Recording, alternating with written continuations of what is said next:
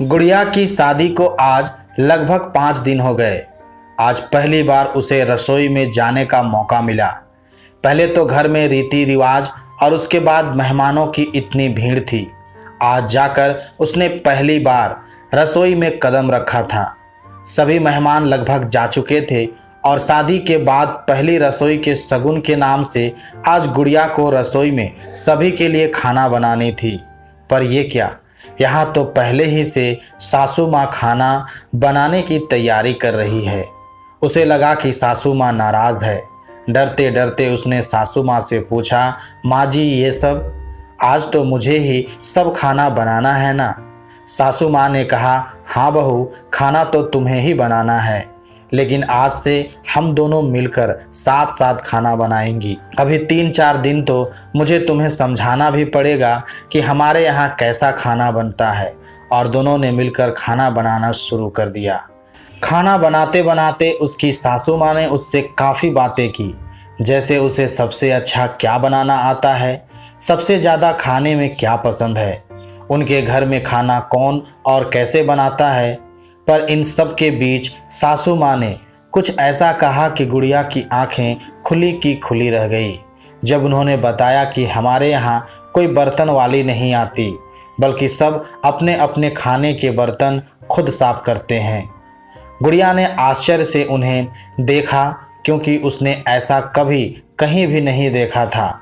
या तो हर घर में कोई काम वाली आती थी, या ये सब घर की ही महिला को ही करना पड़ता था। उसे बहुत उत्सुकता हुई ये जानने की कि कैसे उनके मन में ये विचार आया। तो उन्होंने बताया, पहले तो जब मेरी शादी हुई तब मेरी सासू माँ और मैं मिलकर सब काम खुद ही करते थे। फिर धीरे धीरे 4 बेटों की जिम्मेदारी बढ़ गई तो हमने काम वाली बाई रखने का फैसला लिया। पर उसकी रोज़ रोज़ की छुट्टियों से हम परेशान रहने लगे।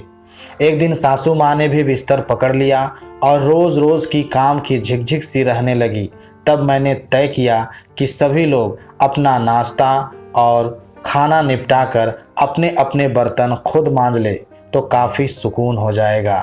हाँ, लेकिन खाना बनाने वाले बर्तन मैं खुद ही मांजती हूँ, बाकी सब अपने खाए बर्तन खुद मांजते हैं। मैंने घर के और भी काम बांटने चाहे थे, पर बच्चों की पढ़ाई में व्यस्तता को देखते हुए नहीं कर पाई। कभी कभी मेरी तबीयत ठीक नहीं होने के कारण बच्चे अपने कपड़े भी खुद धोने लगे थे। रोज़ रोज़ उनके लिए भी ये मुश्किल था, तो इसलिए वॉशिंग मशीन लेनी पड़ी। पर आज भी बच्चे अपने अंडरगारमेंट्स खुद ही धोते हैं।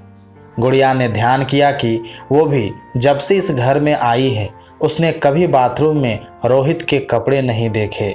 नहीं तो ये आम है, घर के मर्द नहाकर निकले नहीं कि औरतों को उनके कपड़े धोने के लिए वहीं बाथरूम का रुख करना पड़ता है।